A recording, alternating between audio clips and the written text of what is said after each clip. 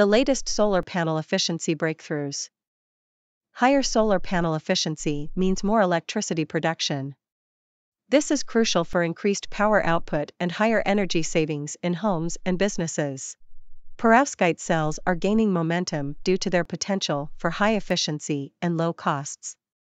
These have achieved over 25% efficiency in labs, competing with regular silicon cells.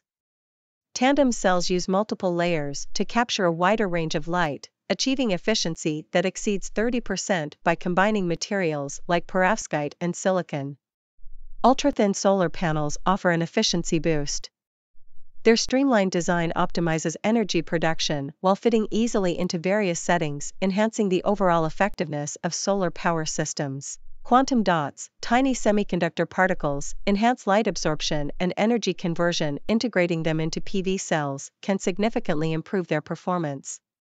Transparent solar panels absorb light while allowing visible light to pass through. This dual functionality opens up exciting possibilities for integrating solar power into everyday surfaces. These breakthroughs and advancements are propelling the potential of solar energy forward. With ongoing research, we can anticipate more progress, leading us to a greener and more sustainable future. Hit the like and subscribe button if you found this video informative.